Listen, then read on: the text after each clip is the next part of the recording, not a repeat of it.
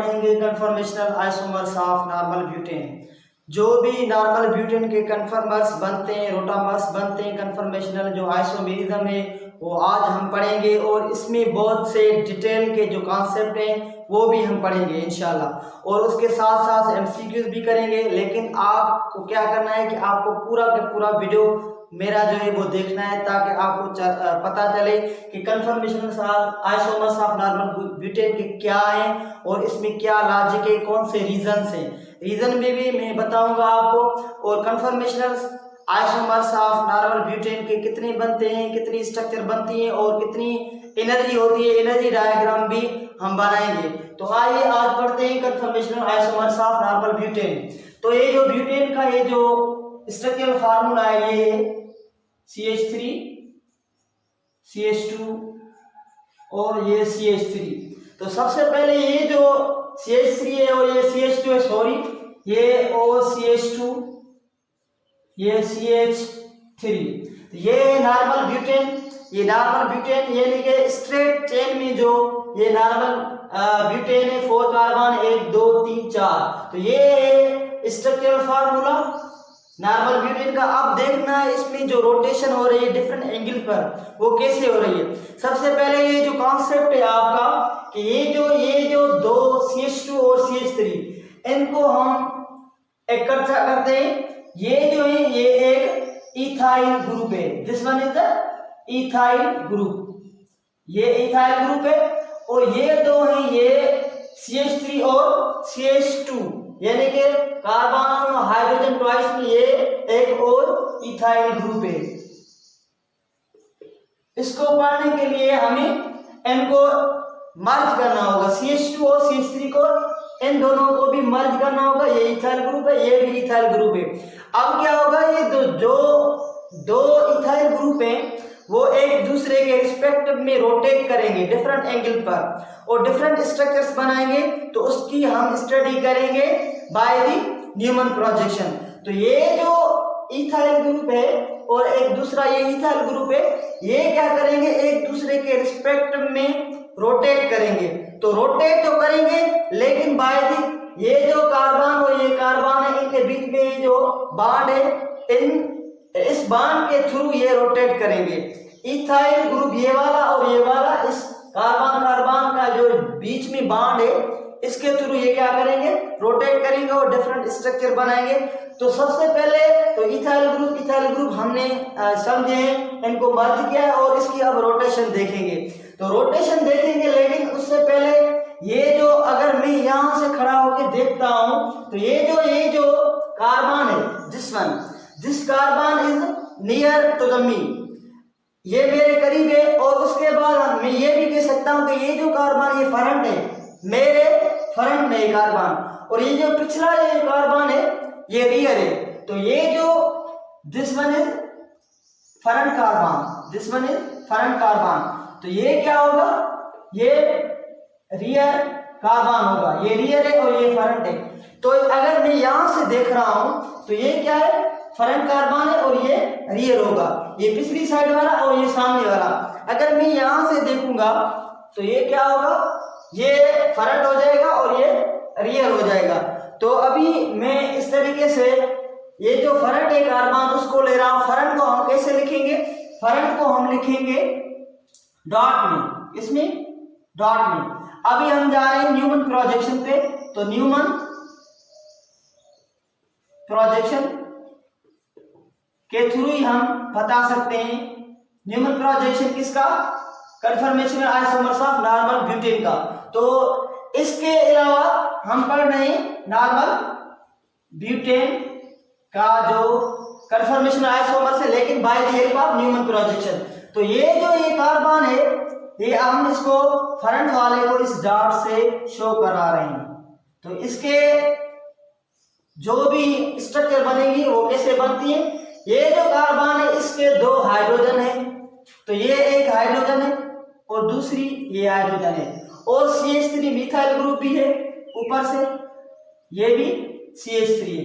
तो ये अब ये हमारा फ्रंट वाला कार्बन हो गया, उसके साथ मिथाइल ग्रुप और दो हाइड्रोजन हो गए। पहले भी लेक्चर में मैंने यही बात बताई थी नॉर्मल प्रोपेन में और इथेन में। तो अभी भी same condition, human projection same ही होगा।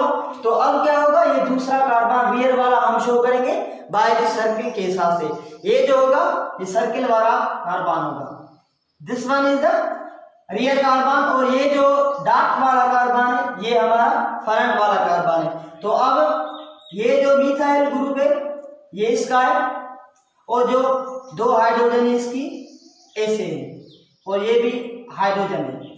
तो अब ये स्ट्रक्चर जो है ये इक्लिप्स्ड स्ट्रक्चर बन गई। कौन सी? इक्लिप्स्ड। लेकिन हम देखेंगे कि एक मिथाइल यहाँ पर है और दूसरा यहाँ पर है। तो मिथाइल में रिपल्शन जो हो रही है, रिपल्सिव इंटरेक्शन फोर्स जो हो रहा है वो बहुत ज्यादा है, क्योंकि दो मिथाइल ग्रुप हैं और एक दूसरे को क्या करेंगे, रिपेल करेंगे। तो इनमें जो इस इक्लिप्स्ड स्ट्रक्चर बनेगी वो हम कहेंगे fully eclipsed. Fully eclipsed, this one is fully eclipsed structure, इसको हम नाम देंगे फुली इक्लिप्स्ड।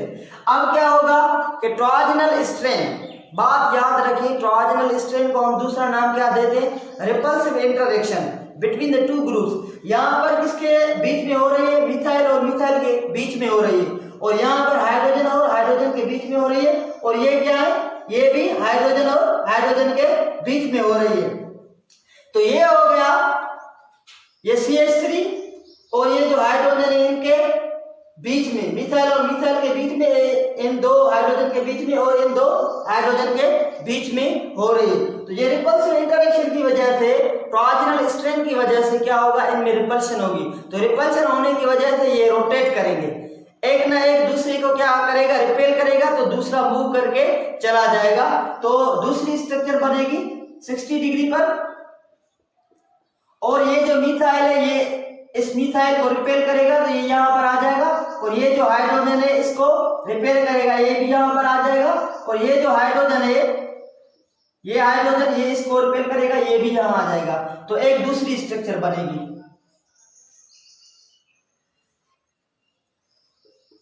ये मिथाइल और ये हाइड्रोजन, इसको हमने फिक्स कर दिया है ताकि दूसरी कार्बन की जो रोटेशन हो रही है वो हमें समझ में आए। तो ये मिथाइल यहां से यहां चला गया, इसको हम Me के साथ शो कर रहे हैं कि ये भी मिथाइल, ताकि हमें थोड़ा डिफरेंशिएट लगे कि इसकी मूवमेंट हमें पता चले कि ये मूव कर रहा है पूरे के पूरे सर्किल में। तो ये कितनी एंगल है, ये 60 है, 60 की एंगल है। सपोज करें ये 60 पर क्या है कि मूव करके आ गया है, तो ये 60 डिग्री से मूव करके आया, और ये भी 60 डिग्री से, हाइड्रोजन ये वाला है ये भी मूव करके आया, और ये हाइड्रोजन है वो भी मूव करके आया। तो अब क्या हो गई, ये एक और दूसरी स्ट्रक्चर बन गई जिसको हम नाम देंगे गाची स्टेगार्ड। गाची स्टेगार्ड। अब इनमें देखिए जो मिथाइल दो ग्रुप है उनमें रिपल्शन हो रही है, रिपल्सिव इंटरेक्शन यहाँ टॉर्जनल स्ट्रेन हो रही है, लेकिन इस फुली इक्लिप्स्ड के कंपेयर में with respect to this one इसमें कम हो रही है, क्योंकि इसमें सेपरेशन ज्यादा है, टॉर्जनल स्ट्रेन या रिपल्सिव इंटरेक्शन क्या है, कम है। तो इनमें कुछ न कुछ एनर्जी जो होगी वो लो होगी, और इनमें एनर्जी हाई होगी, ये स्टेबल होगा और ये अनस्टेबल होगा। इन दो की बात कर रहा हूं मैं, आगे भी स्ट्रक्चर बनेगी वो इनसे ज्यादा स्टेबल भी हो सकती है, नहीं भी हो सकती। तो ये क्या करेंगे, एक दूसरे को रिपेयर तो नहीं कर रहे हैं, लेकिन इनमें जो एनर्जी है वो कम है, लेकिन कहीं से भी बाहर से एनर्जी मिल सकती है इनको। तो ये फिर से एक दूसरी स्ट्रक्चर में चले जाएंगे एट 60 एंगल पर। तो वो बना रहे हैं हम अब 60 डिग्री पर एक दूसरी स्ट्रक्चर बनेगी। ये CH3, ये हाइड्रोजन और ये भी हाइड्रोजन, और इसकी क्या है कि ये मिथाइल ये यहाँ पर आ जाएगा, ये मिथाइल ये यहाँ पर आ जाएगा, और ये जो हाइड्रोजन है यहाँ पर चली जाएगी, एक दूसरी स्ट्रक्चर बनेगी, और ये हाइड्रोजन ये यहाँ पर चली आ जाएगी। तो एक दूसरी स्ट्रक्चर बन गई। इसको हम क्या नाम देंगे, इसको देंगे हम नाम partially eclipsed. This one is partially eclipsed, this is the partially eclipsed, partially eclipsed नाम देंगे। तो ये जो है इसके ये फुली है, क्योंकि मिथाइल मिथाइल एक दूसरे के करीब है। अब देखो मिथाइल तो मिथाइल एक दूसरे के करीब नहीं है, लेकिन मिथाइल और हाइड्रोजन में तो रिपल्सिव इंटरेक्शन हो रहा है, एक दूसरे को ये रिपेल कर रहे हैं, तो इनकी जो सेपरेशन है वो कम है, तो मैक्सिमम रिपल्शन इनके बीच में हो रही है। इसका नाम क्या है? Partially eclipsed. तो पार्शियली इक्लिप्स्ड क्या कहेगा कि एनर्जी अपनी रिलीज करेगा और ये भी चाहेगा कि मैं जो हूं वो स्टेबल कंडीशन में आ जाऊं। तो ये क्या होगा, ये जो एक दूसरे को रिपेल कर रहे हैं, रिपल्शन की वजह से एक और स्ट्रक्चर बनेगी 60 डिग्री पर, एक और स्ट्रक्चर बनेगी 60 डिग्री पर। तो एक और स्ट्रक्चर बनेगी, ये देखें आप, CH3, ये हाइड्रोजन, ये भी हाइड्रोजन, और ये यहाँ पर मिथाइल ग्रुप आ जाएगा, और इधर ये हाइड्रोजन, और इधर ये हाइड्रोजन। अब देखो एक ऐसी स्ट्रक्चर बन गई है जिसमें दोनों जो मिथाइल ग्रुप है वो एक दूसरे के एंटी पैरेलल है, 180 डिग्री पर ये एक दूसरे के हैं और एंटी पैरेलल है। तो इनमें क्या होगा कि बिल्कुल भी रिपल्शन नहीं होगी, बिल्कुल भी रिपल्शन नहीं होगी। तो सबसे पहले इसका नाम क्या होगा? Anti staggered. This one is the anti staggered, anti staggered. ये क्या है? ये एंटी स्टैगर्ड है। तो अब क्या होगा, इसको भी कहीं ना कहीं से एनर्जी मिल सकती है, ये भी क्या होगा, ये भी एक दूसरी स्ट्रक्चर में और तब्दील हो सकता है। ये CH3, ये हाइड्रोजन, और ये भी आपके हाइड्रोजन। अब क्या होगा, इसको एनर्जी मिलेगी तो ये इसमें एनर्जी आ जाएगी, तो ये यहां से मूव करके यहां चला जाएगा, इधर ये मिथाइल आ जाएगा, और ये हाइड्रोजन इधर आ जाएगा, और ये हाइड्रोजन आपका इधर आ जाएगा। तो अब क्या होगा, इसका नाम क्या रखें? इसको देखें, कहीं से मिलती तो नहीं है। अब देखो यहाँ पर मिथाइल और हाइड्रोजन क्लोज है, यहाँ पर भी मिथाइल और हाइड्रोजन क्लोज है, तो इसका नाम भी हम क्या रखेंगे? Partially eclipsed, partially eclipsed. ये भी क्या है? पार्शियली इक्लिप्स्ड है, पार्शियली इक्लिप्स्ड है। तो अब ये क्या कहेगी कि ये भी अपनी एनर्जी रिलीज करेगी और एक दूसरी स्ट्रक्चर में कन्वर्ट होगी जो इससे स्टेबल होगी। तो देखते हैं अब क्या है कि इस दोनों में ये जो दो हैं, ये जो दो हैं, ये हाइड्रोजन और मिथाइल, इनके बीच में क्या हो रही है कि रिपल्सिव इंटरेक्शन हो रही है, टॉर्जनल स्ट्रेन हो रही है, इनमें है। तो इनमें एनर्जी क्या है? वो ज्यादा है। तो ये एक दूसरे को रिपेल करेंगे तो क्या होगा, यहाँ एक दूसरी स्ट्रक्चर बनेगी CH3, ये हाइड्रोजन और ये भी हाइड्रोजन। अब ये यहां से यहां पर चला जाएगा, ये मिथाइल यहां आ जाएगा, और ये हाइड्रोजन यहां पर आ जाएगा, और ये हाइड्रोजन यहां पर आ जाएगा। तो अब क्या है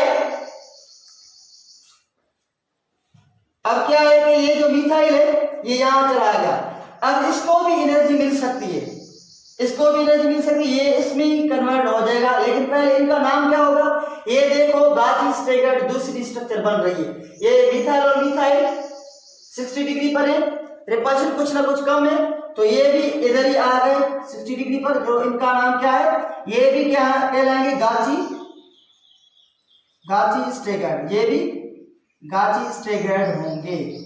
तो ये आपको बात मेरी समझ में आ रही है। तो अब इसको भी कहीं से एनर्जी मिलेगी, तो ये 60 डिग्री पर मूव करके चली जाएगी इस सेम फुली इक्लिप्स्ड में। तो सबसे पहले तो ये जो फुली इक्लिप्स्ड है उसमें एनर्जी ज्यादा होगी, सबसे ज्यादा टॉर्जनल स्ट्रेन इसमें होगी फुली इक्लिप्स्ड में। और ये जो मैं बातें बता रहा हूं आप लिख भी सकते हैं, अगर मैं लिखूंगा एक को तो जो मेरा वीडियो होगा वो बड़ा जो है ना क्लिप बड़ी बन जाएगी। तो इसीलिए ये जो फुली इक्लिप्स्ड है इसमें एनर्जी सबसे ज्यादा होगी। Repulsive interaction between the these two methyl groups is more, तो ये क्या होगा? लेस स्टेबल होगा। और इसके अलावा गाची स्टैगर्ड को देखें तो गाची स्टैगर्ड जो है उनमें रिपल्शन कुछ ना कुछ कम हो रही है।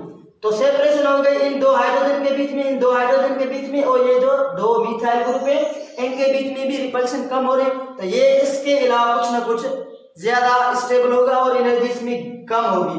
तो ये पार्शियल इक्लिप्स्ड को देखें, इनमें और इनमें फर्क है। ये जो होगा मैक्सिमा एनर्जी होगी इसकी, और ये जो होगा इसमें मिनिमम होगी। तो गाची जो स्टैगर्ड होगा वो इस पार्शियल इक्लिप्स्ड पे स्टेबल होगा।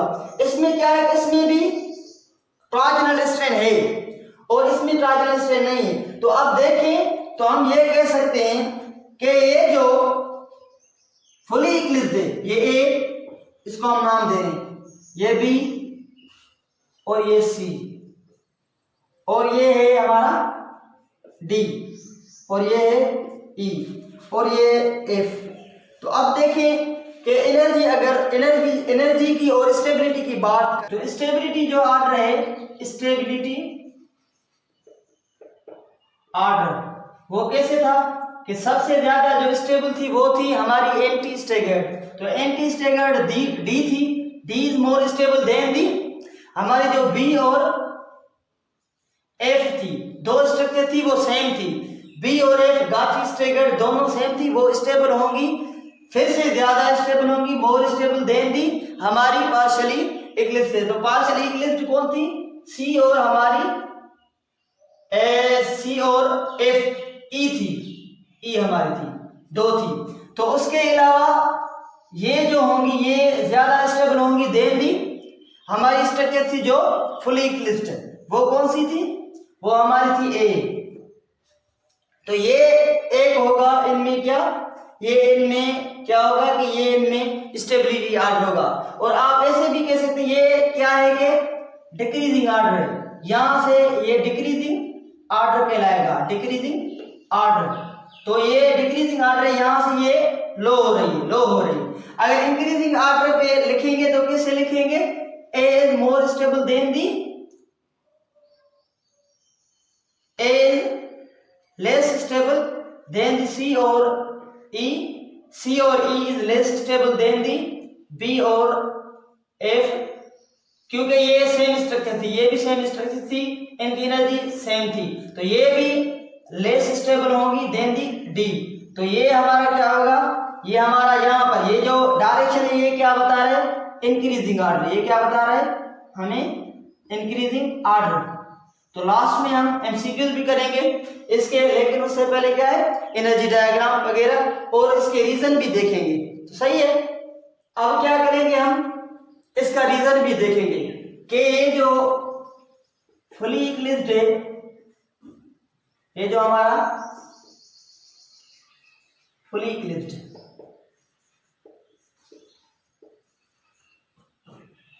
is less stable than anti-staggered, anti-staggered। ये क्यों है?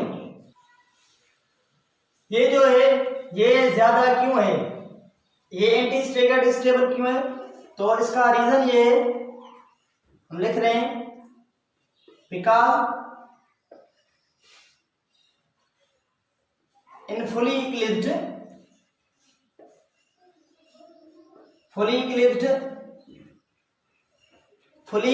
the torsional strain or repulsive interaction, repulsive interaction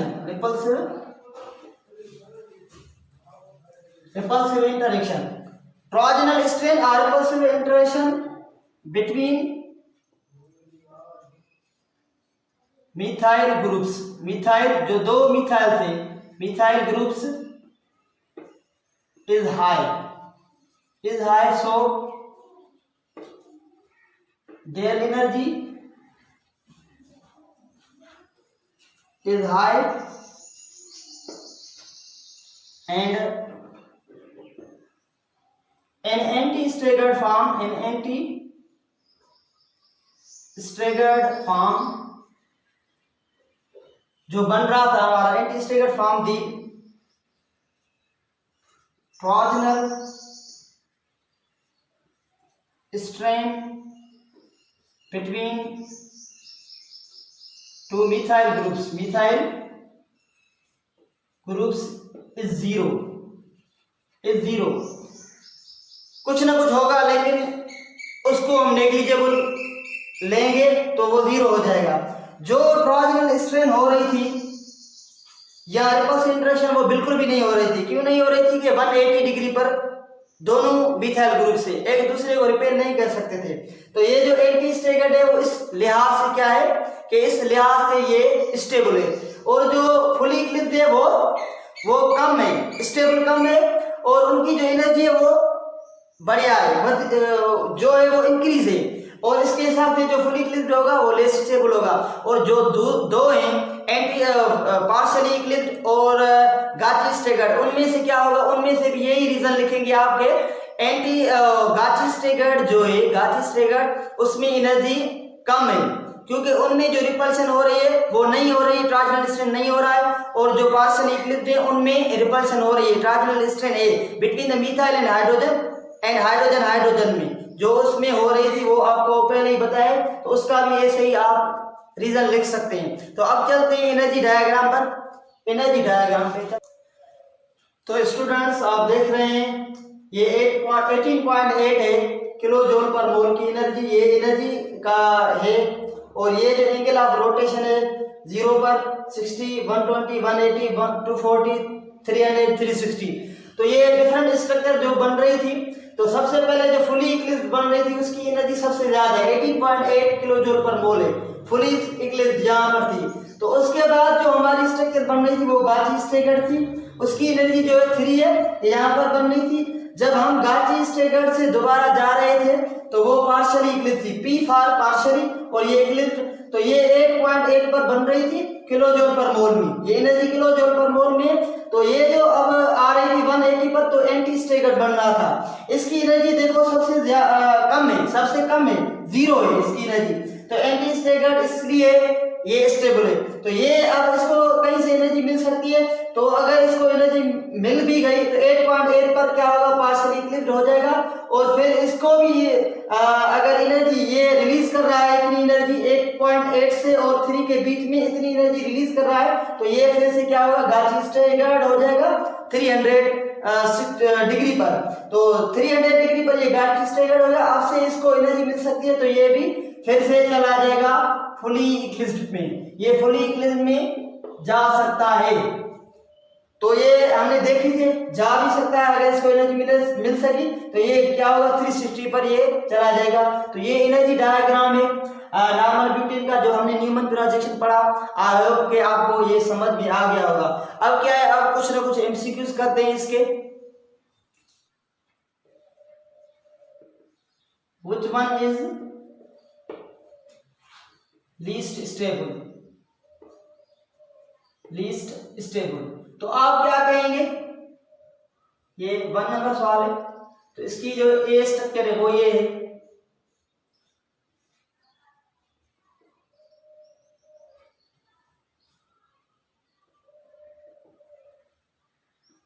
ये हाइड्रोजन और ये भी हाइड्रोजन, ये यहां पर हाइड्रोजन, और ये ए ऑप्शन है और ये बी है।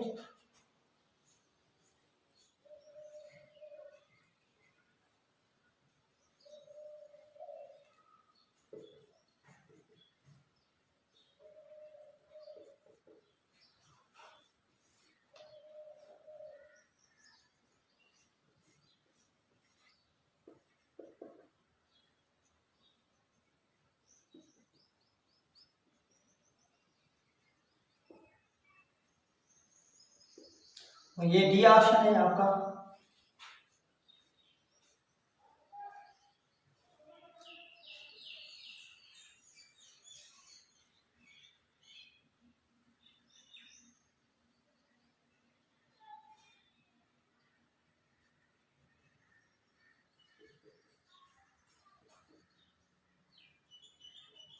अब क्या जवाब होगा, which one is least stable. अगर ये सवाल पूछा जाए which one is least stable, तो आप जवाब क्या देंगे, ए ऑप्शन इज करेक्ट, क्योंकि ये जो स्ट्रक्चर है वो लीस्ट स्टेबल होगी, क्योंकि ये है हमारी फुली इक्लिप्स्ड। तो इसका आंसर ये होगा। अगर मैं स्टेटमेंट को चेंज करूं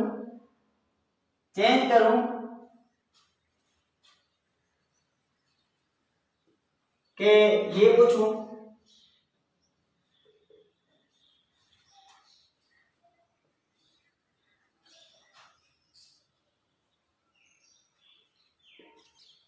व्हिच वन, ये दूसरा हो गया, which one is most stable, which one is most stable. तो ये जो होगा इसका आंसर जो होगा वो बी होगा। मोस्ट स्टेबल ये है हमारा, B option is more stable, most stable यही है हमारा। और अगर कोई और सवाल से तरीके से पूछे, कैसे पूछ सकता है कि इसकी और दूसरी भी स्ट्रक्चर में बना रहा हूं, अगर स्टेटमेंट में चेंज करूंगा तो दूसरी स्ट्रक्चर भी एक बनेगी।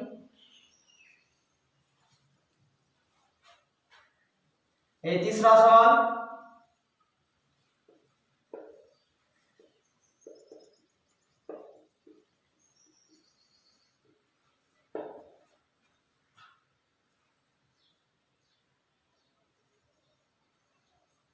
Same energy and same structure, same energy और सेम स्ट्रक्चर किन में है। तो अगर ये सवाल है तो ये और भी ऑप्शन बनाना पड़ेगा मुझे, आप तो समझ जाएंगे, लेकिन फिर भी कहीं पे भी आ सकता है।